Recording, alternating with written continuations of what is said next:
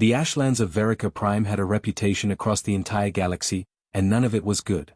It was the kind of place that showed up on star maps with warning symbols and mandatory avoidance zones. Pilots would go hundreds of light years out of their way just to not have to fly over it. It wasn't just dangerous, it was a graveyard, a monument to what happens when civilizations go to war without thinking about the consequences. The wasteland stretched across an entire continent, roughly the size of Australia back on Earth. From orbit, it looked like a massive scar on the planet's surface, a mix of grey ash, cracked earth, and strange discolored patches where the ground had been fundamentally changed by whatever weapons had been used in that ancient war. Scientists estimated the war happened somewhere between 3,000 and 5,000 years ago, back when humans were still building pyramids and hadn't even dreamed of leaving Earth. Nobody knew exactly who fought in that war or what they were fighting about. The civilizations involved had destroyed each other so completely that only ruins remained, and even those ruins were so contaminated with residual weapons effects that archaeologists couldn't study them safely. What everyone did know was that the weapons used had poisoned the land in ways that normal time couldn't heal. The soil was toxic. The air carried particles that would damage your lungs if you breathed it for too long. Radiation levels weren't quite high enough to kill you immediately, but they'd definitely kill you eventually. Nothing grew in the ashlands. No plants, no trees, nothing green or living. The landscape was just endless stretches of grey ash and dust, broken up by the skeletal remains of ancient cities and the occasional rock formation that had somehow survived the devastation. Water didn't exist there in any natural form. There were no rivers, no lakes, no underground springs that anyone had ever found. Any moisture that managed to condense out of the air was usually so contaminated that drinking it would poison you faster than dying of thirst. The few creatures that lived in the ashlands were nightmares. They were the descendants of animals that had somehow adapted to survive in the toxic environment, and the adaptation had twisted them into things that barely resembled their ancestors. Mutations were common and horrifying. Some creatures had extra limbs or eyes in wrong places. Others had developed armor-like skin to protect against the harsh environment. All of them were aggressive and desperate, fighting constantly for the scarce resources that existed in that dead land. The galactic community had strict laws about the ashlands. You didn't go there. You didn't try to cross it. You definitely didn't try to settle there or use it for anything. There were documented cases of exploration teams that had ventured into the ashlands with full environmental suits and support equipment. Most of them never came back. The few that did came back changed, traumatized, telling stories about things they'd seen that didn't make sense even to experienced xenobiologists. This was the place where the human colony on Verica Prime decided to abandon 6-year-old Lily Watson. The human settlement on Verica Prime was not a success story. It was one of those colonial ventures that looked good on paper but fell apart when it hit reality. About 300 humans had arrived 15 years earlier, hoping to establish a farming community on a planet that scans suggested had good soil and a reasonable climate. What the scans didn't show was how difficult it would be to adapt Earth crops to alien soil chemistry, or how the local weather patterns were more extreme than they appeared, or how the nearest trading partners were too far away to make regular supply runs economical. The colonists struggled from the beginning. Crops failed more often than they succeeded. Equipment broke down and couldn't be replaced easily. The community had to ration everything: food, water, medical supplies, even basic things like clothing and tools. People worked constantly just to maintain a baseline level of survival, and there was never quite enough of anything to feel secure. Then, about a year before they abandoned Lily, a plague hit the colony. Nobody knew where it came from. Maybe it was a local microorganism that mutated to affect humans, maybe it was something that hitchhiked on a supply ship, maybe it was just bad luck. Whatever the cause, the disease spread through the colony like wildfire. It hit adults harder than children for some reason, and the colony's limited medical facilities were overwhelmed within days. Lily's mother got sick during the second wave of infections. Her name was Rebecca Watson, and she'd been a botanist before coming to Verica Prime, one of the people working hardest to figure out how to make Earth plants grow in alien soil. Lily remembered her mother being strong and patient, always explaining things and showing her how plants worked. But the plague changed her quickly. Within a week, Rebecca went from healthy to bedridden. Within 2 weeks, she was gone. The plague killed over 100 colonists before it finally burned itself out. When it was over, the colony had a new problem: orphans. There were 23 children who'd lost one or both parents, and the remaining adults were struggling to care for their own kids, let alone take on additional children. The colony's resources had already been stretched thin before the plague. Now they were facing a crisis that had no good solutions. The colony council met to discuss what they called resource allocation during emergency conditions. What they were really discussing was who got to live and who didn't, though nobody wanted to say it that directly. They had food supplies for maybe 6 months if they rationed carefully. They had limited medical supplies. They had housing that was barely adequate for the current population. And they had 23 orphan children who needed care, food, shelter, and supervision. The council made a decision that would later be called one of the most horrific acts in colonial history. They decided that the colony couldn't support all the orphans. They would keep the older children, the ones who were old enough to work and contribute to the community's survival. The younger ones, the ones who would require years of care and resources before they could contribute anything, would be relocated. Relocated was the word they used in the official minutes. They couldn't bring themselves to write abandoned to die in the formal record, even though that's exactly what they meant. They would take the youngest orphans, the ones under 8 years old, and drop them off at the edge of the ashlands with a few days of supplies. They told themselves and each other that maybe the children would find shelter, maybe someone would rescue them, maybe it wouldn't be as bad as it sounded. But everyone knew the truth. They were sentencing children to death because keeping them alive was too expensive. Lily was one of the children they chose. She was 6 years old, small for her age, quiet and shy after losing her mother. She didn't have any particular skills that would be valuable to the colony. She didn't have any relatives left who could argue for keeping her. On paper, she was exactly the kind of resource drain the colony couldn't afford. So her name went on the list along with 16 others. They came for her early one morning, about 3 weeks after her mother died. Lily had been staying in a temporary shelter with other orphans, cared for by adults who were already overwhelmed and distant. A colony official she didn't know showed up and told her to pack her things. She didn't have many things, some clothes, a blanket, a small toy her mother had given her. Lily's first thought when she opened her eyes was that she must have died, and this was what came after. The cave she was in was enormous, with a ceiling so high up that it disappeared into shadows even with the strange glowing light coming from the walls. The light itself was beautiful and weird, a soft blue-green glow that came from some kind of fungus or moss growing in patches across the stone. It was like being inside a giant lamp that someone had dimmed to the perfect level for comfort.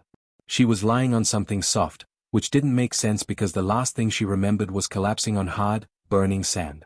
Lily sat up slowly, her body aching in places she didn't know could hurt, and looked around. She was in what could only be described as a nest, though it was the strangest nest she'd ever seen.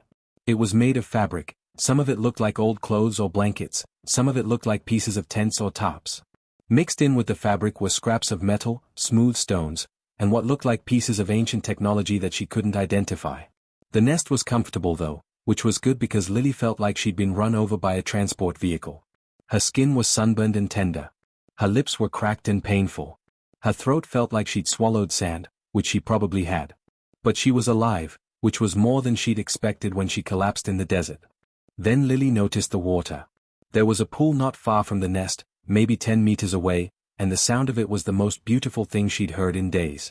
It wasn't a big pool, maybe the size of her old bedroom back in the colony, but it was clear water that seemed to be bubbling up from somewhere underground.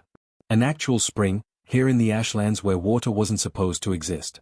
She wanted to run to it and drink until her stomach hurt, but something made her pause. She wasn't alone in the cave.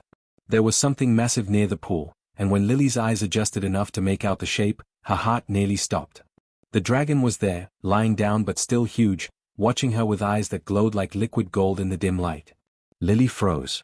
She'd seen the dragon before she passed out, but she'd been too far gone to really process what she was seeing.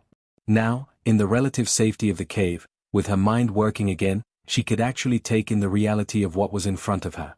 The dragon was easily as long as the colony's main hall building, maybe 100 meters from nose to tail. Its scales looked like old bronze that someone had polished until it caught the light. Wings were folded against its sides, but even folded they were enormous. For a long moment, girl and dragon just stared at each other. Lily was terrified, but she was also too exhausted and dehydrated to run or even really panic properly. The dragon didn't move, didn't threaten, just watched her with those ancient golden eyes that seemed to see right through her. Then the dragon spoke, and Lily nearly fell over from shock. The voice was deep, so deep that she felt it in her chest and bones before she actually heard it with her ears. It was like listening to an earthquake talk, if earthquakes could form words. The dragon spoke in Galactic Standard, the common language that most species used for trade and communication, but with an accent that sounded older than anything Lily had ever heard. "You are awake. Good. I was concerned the damage was too severe.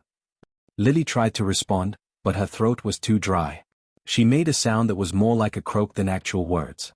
The dragon's eyes moved from her face to the pool and back again, and something in that gesture gave Lily permission to move.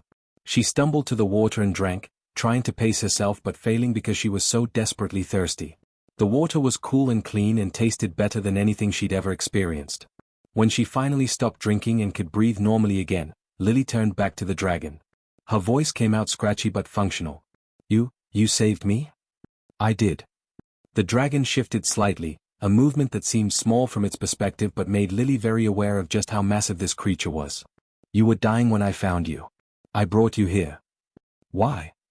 Lily asked, because it was the only question that made sense. Everything she'd been told about dragons suggested they didn't involve themselves with other species. They watched but didn't interact. They were mysterious and distant and definitely didn't rescue dying children from deserts. The dragon was quiet for a moment, and Lily got the sense it was considering how to answer. When it spoke again, there was something almost uncertain in that ancient voice. I am not entirely sure. You were small and dying and alone. You made a joke about being eaten when you could barely speak. There was courage in that. Or perhaps foolishness. I decided you deserved a chance to survive. Over the next few hours, as Lily slowly recovered enough to think clearly, the dragon told her about itself. Its name was Ashenkiel, which it explained didn't translate perfectly into human languages but meant something like fire that remembers the old world or flame that carries memory. Names in the dragon tongue were complicated, more like poems than simple labels. Ashenkiel had been living in the Ashlands for over 3,000 years. It had been here before the war, back when this land had a different name and was covered in forests and rivers and cities full of life. Ashenkiel remembered the civilization that had lived here, a species that no longer existed because they destroyed themselves in the war that created the Wasteland. The dragon had watched it happen, had seen the weapons fall and the land die, and had chosen to stay because this was its home, no matter what it had become. Dragons live a very long time, Ashenkiel explained, its voice carrying a weight of years that Lily couldn't fully comprehend. We see civilizations rise and fall. We watch species evolve and go extinct. We remember things that everyone else has forgotten. I remember when this land was beautiful, and I will continue to remember it long after the toxins have finally faded and new life grows here again. Lily asked why Ashenkiel stayed in such a horrible place, and the dragon's answer was simple. Because it is my home. Because someone should remember what it was. Because leaving would feel like abandoning the memory of everyone who died here. There was a sadness in the dragon's voice that made Lily's chest hurt. She understood, in a way. She'd lost her mother. She knew what it felt like to hold on to memories of someone who was gone. The dragon explained that it had found Lily dying in the desert and made a choice that surprised even itself. Dragons didn't usually interfere with other species' affairs. They observed, they remembered, but they didn't get involved. But something about finding a child abandoned to die in the wasteland bothered Ashenkiel in a way it couldn't quite explain. Maybe it was because the dragon had watched too many deaths in this place already. Maybe it was because Lily reminded it of the children from the lost civilization, the young ones who died in the war. Or maybe, Ashenkiel admitted, it was simply because the dragon was lonely after 3,000 years of solitude. The distress signal started on a Tuesday morning, though Lily had long since stopped keeping careful track of what day of the week it was. She and Ashenkiel were exploring an old ruin about 20 kilometers from the cave when the dragon suddenly lifted its head, tilting it in that way that meant it was sensing something Lily couldn't detect yet. There is a signal, Ashenkiel said, its deep voice carrying a note of concern. Electronic. Broadcasting on emergency frequencies. Something has crashed in the deep ashlands. Lily felt her stomach drop. The deep ashlands was what they called the area further into the wasteland, where the contamination was worse and the terrain was even more dangerous. If someone had crashed there, they were in serious trouble. She looked up at Ashenkiel, already knowing what the dragon was going to say. We should leave them, Ashenkiel said, confirming her suspicion. Those who enter the ashlands make their own choices. We are not responsible for their mistakes. It was the practical answer, the logical answer. Lily was 12 years old now, and she'd learned a lot about survival in the 6 years she'd lived with Ashenkiel. One of the most important lessons was that you couldn't save everyone, and sometimes trying to help just got you killed along with the people you were trying to rescue. The deep ashlands was dangerous even for her and Ashenkiel, who knew the terrain and had adapted to the environment. But Lily couldn't stop thinking about herself 6 years ago, a 6-year-old girl dying in the desert, abandoned by people who decided she wasn't worth the resources to save. She remembered what it felt like to be left behind, to know that nobody was coming to help, to accept that you were going to die alone. If Ashenkiel hadn't decided to break its own rules and get involved, Lily would be dead. Whoever was broadcasting that distress signal was probably feeling exactly what she'd felt back then. "We have to at least look," Lily said, using the tone of voice that Ashenkiel had learned meant she wasn't going to drop the subject. "Just look. If it's too dangerous or if they're already dead, then we leave. But we have to check." Ashenkiel sighed, a sound like wind through a canyon, but agreed. The dragon had learned over 6 years that Lily was stubborn about certain things, especially things related to people being abandoned or left to die. They flew toward the signal source, with Lily riding on Ashenkiel's back in the harness they'd rigged up years ago for longer journeys. The crash site was bad. The ship was a Corinthian explorer vessel, one of those sleek research ships designed for atmospheric studies and terrain mapping. It had come down hard, leaving a long gouge in the ash and dust before finally stopping half buried in what used to be the foundation of an ancient building. Parts of the ship were scattered across several hundred meters, and small fires were still burning where fuel had leaked and ignited. They circled overhead first, assessing the situation. Ashenkiel's sharp eyes picked out movement near the main body of the crashed ship, survivors trying to organize themselves, probably trying to figure out if they could repair the ship or if they needed to prepare for a long wait for rescue. From the air, Lily could count 6 figures moving around. 6 people who were now trapped in one of the most dangerous places in the known galaxy. "They have activated their distress beacon," Ashenkiel observed. "A rescue ship will eventually come for them. We do not need to involve ourselves." "How long will that take?" Lily asked, though she already suspected the answer. "Days. Perhaps a week. The nearest station capable of mounting a rescue operation is quite far, and they will need to prepare appropriate equipment for entering the Ashlands." Lily looked at the crashed ship and the tiny figures moving around it. "They don't have a week. Look at them, they're already moving slowly. The air here is toxic. Their suits might protect them for a while, but not that long. And they don't have shelter, don't know where to find water or food. They'll be dead long before any rescue ship arrives." Ashenkiel knew she was right. The dragon had seen it before. People who crashed or got stranded in the Ashlands and didn't survive long enough for rescue to arrive. The Wasteland killed quickly if you didn't know how to survive in it. These Corinthians were clearly not prepared for extended survival in this environment. "If we help them, we reveal ourselves," Ashenkiel warned. "For 6 years, we have remained hidden. The galaxy believes nothing lives in the Ashlands. If we help these people, they will tell others. Your colony will learn you survived. There will be questions and attention and complications." Lily thought about that. She'd been content living with Ashenkiel, learning from the dragon, exploring the ruins and surviving in the wasteland. It was a strange life, but it was hers, and she'd built something meaningful here. Revealing herself to the outside world would change everything. But she also couldn't just let 6 people die when she had the knowledge and ability to help them. "I know," she said quietly. "But I can't leave them. I just can't." Ashenkiel was quiet for a long moment, and Lily knew the dragon was wrestling with its own instincts. Finally, it made a sound that might have been resignation. "Very well. But we do this carefully. We assess the situation first, then decide how much to reveal." They landed about a kilometer from the crash site, close enough to observe but far enough away that the survivors wouldn't immediately spot them. Lily used the binoculars that Ashenkiel had found in one of the old ruins years ago, studying the Corinthians and their situation. The ship was definitely not repairable, it was too badly damaged. The survivors had set up a basic camp using emergency supplies from the ship, but their shelter was inadequate for the Ashland's harsh conditions. Lily could see them struggling with the toxic air even through their environmental suits. One of them seemed to be injured, lying down while others tended to them. They had maybe 3 days of supplies if they were careful, but that was optimistic. "Okay," Lily said, forming a plan. "I'll approach them alone first. You stay back until I signal. If they see you right away, they'll panic and probably do something stupid. I'll try to convince them I can help, then introduce them to you gradually." "You are 12 years old and dressed in clothing made from scavenged materials," Ashenkiel pointed out. "They will not take you seriously." "Maybe not at first," Lily admitted. "But I've survived 6 years in a place where they'll be dead in 3 days. I think I can make them listen." The approach was just as awkward as Lily expected. She walked toward the crash site openly, not wanting to sneak up on people who were already stressed and possibly trigger-happy. The journey to the edge of the Ashlands took 5 days, which was actually pretty good time considering they were moving with 6 injured and exhausted Corinthians who weren't adapted to the harsh environment. Lily led them along routes she'd learned over 6 years of exploration, paths that offered the most shelter and the safest passage through the wasteland. Ashenkiel followed at a distance, close enough to protect them but far enough away that the Corinthians could pretend they weren't being shadowed by a massive dragon if it made them feel better. During those 5 days, Lily had a lot of time to think. The Corinthians kept asking her questions about her life, about how she'd survived, about what she planned to do now. Navigator Threll, the ship's captain, was particularly interested in Lily's story. She was a middle-aged Corinthian woman with the kind of practical, no-nonsense attitude that Lily respected.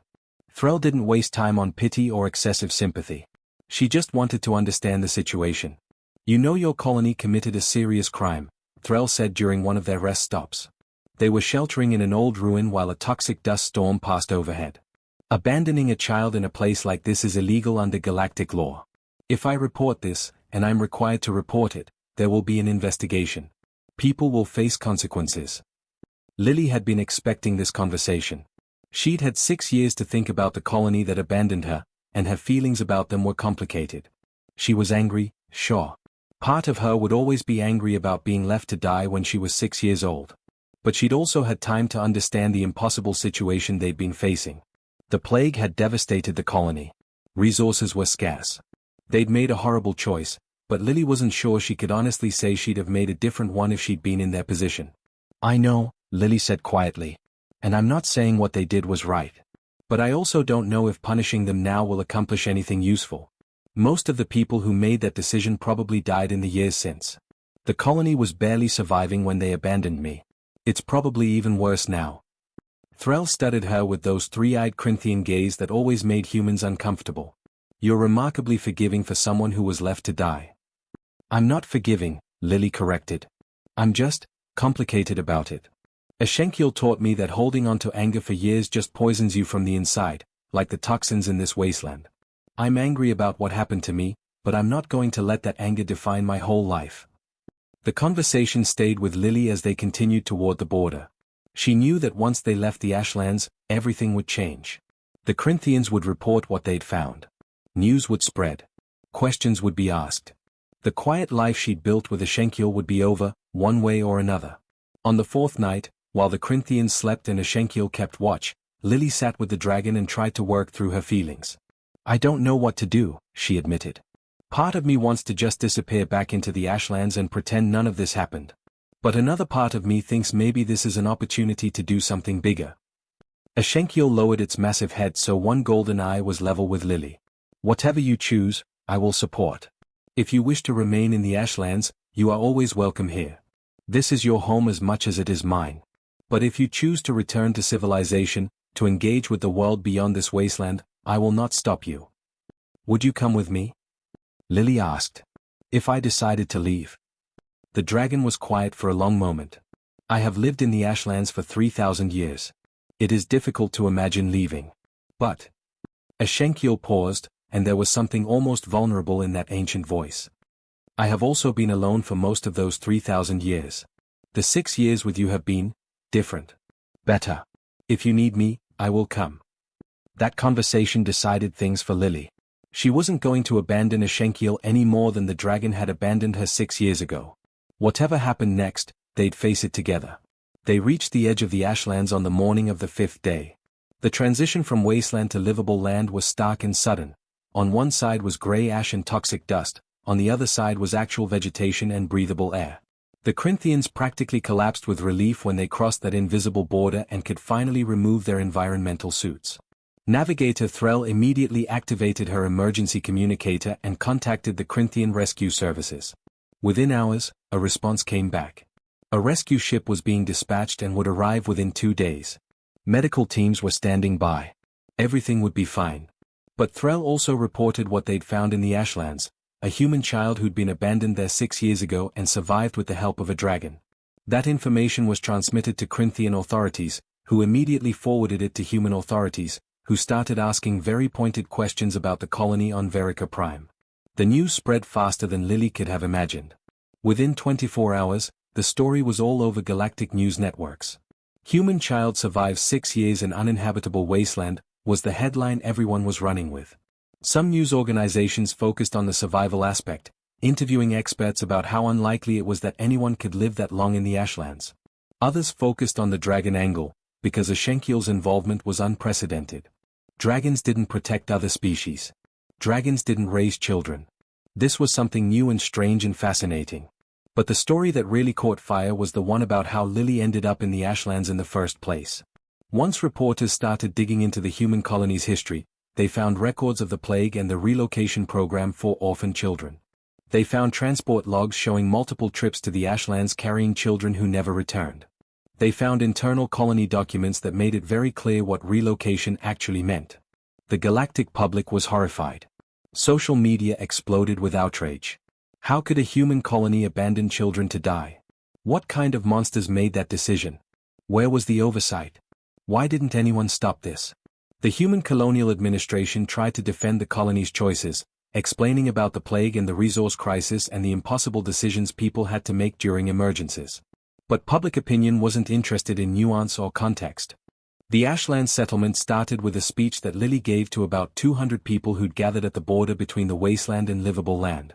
She was 13 years old, standing on a makeshift platform that someone had built from salvaged materials, with Ashenkiel's massive form visible in the background. News cameras from a dozen different organizations were recording everything. Representatives from various governments were there, along with scientists, aid workers, and refugees who'd heard about Lily's proposal and wanted to be part of it. Lily was terrified. She'd spent 6 years living with a dragon in a wasteland, and public speaking had definitely not been part of her education. But she'd learned something important from Ashenkiel about truth and honesty, so she just spoke from the heart and hoped it would be enough.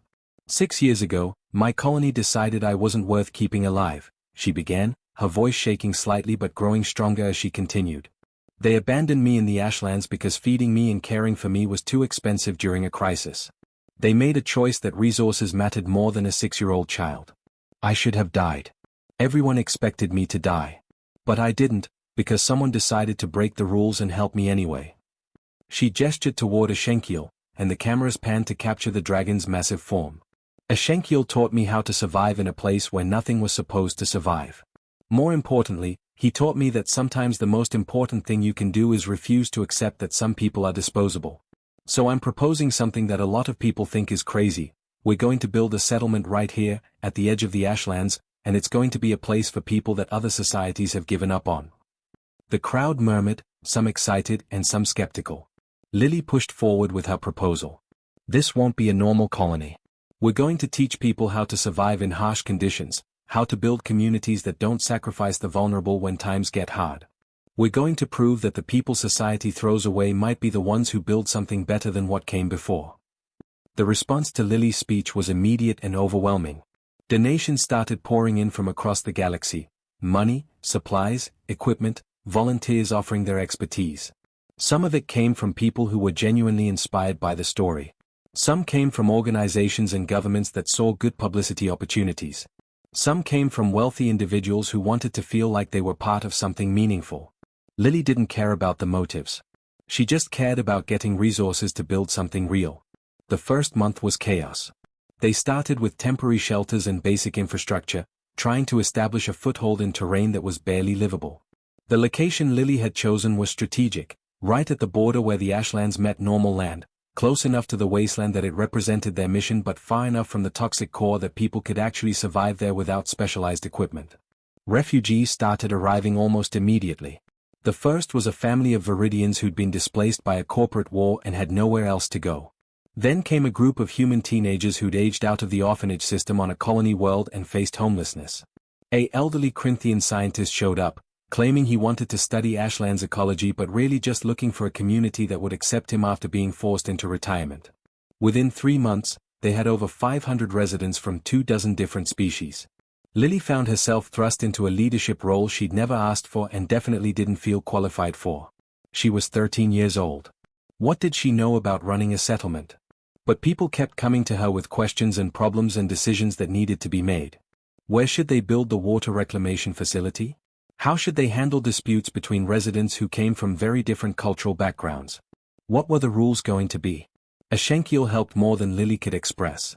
The dragon's presence alone provided protection from the various threats that existed at the edge of the Ashlands. Mutated predators that would have attacked a normal settlement stayed away when they sensed a dragon nearby. The toxic storms that occasionally blew out from the deeper wasteland were less dangerous when a Shenkiel could warn them hours in advance with its ability to sense weather patterns. But more importantly, a Shenkiel provided wisdom. The dragon had watched civilizations rise and fall for thousands of years. It had seen communities succeed and fail, had observed what worked and what didn't. When Lily was overwhelmed and didn't know how to handle a problem, she talked to a Shenkiel, and the dragon would share stories about similar situations from centuries or millennia ago. Leadership is not about having all the answers, a Shenkiel told her during one particularly difficult week when everything seemed to be going wrong. It is about being willing to admit when you do not know something and asking for help. It is about listening to people and making decisions based on the community's needs, not your own comfort. Lily took that advice to heart and established a council system where decisions were made collectively rather than by her alone. Representatives from different groups within the settlement would meet regularly to discuss problems and propose solutions. It was messy and slow and sometimes frustrating, but it meant that no single person had to carry all the responsibility. The settlement's design was unlike anything that existed elsewhere in the galaxy. Buildings were constructed using techniques Lily had learned from surviving in the Ashlands, adapted and improved with help from engineers and architects who joined the community. They built structures that could withstand toxic dust storms. They developed water systems that could purify even contaminated sources. They created agriculture programs using crops that had been genetically modified to grow in damaged soil. Scientists who came to study the Ashlands ecology ended up staying because they found the community compelling. They established research facilities that were open to anyone who wanted to learn, not just formally trained scientists. Lily insisted on this. She'd never had formal education herself, and she wasn't going to create a system that locked people out based on credentials. What made the Ashland settlement truly unique was its culture. Everyone who came there had been rejected or abandoned by someone. Everyone understood what it felt like to be told you weren't worth the resources to keep alive. That shared experience created a bond that crossed species and cultural lines. People looked out for each other not because they had to, but because they'd all been on the other side of indifference. The original human colony on Verica Prime struggled in the years following the scandal. Many colonists, disgusted by their leadership's actions, left to join Lily's settlement. The colony's population dropped from 300 to about 80 within 2 years. Eventually, what remained of the colony formally dissolved and its residents merged with the Ashland settlement, bringing their resources and expertise with them. Some of the colony officials who'd ordered the abandonment of children faced trial. A few were convicted and sentenced to prison terms. Others died before justice could catch up with them. Lily attended some of the trials but found them less satisfying than she'd expected. Punishment didn't undo what had happened. It didn't bring back the children who'd died in the wasteland.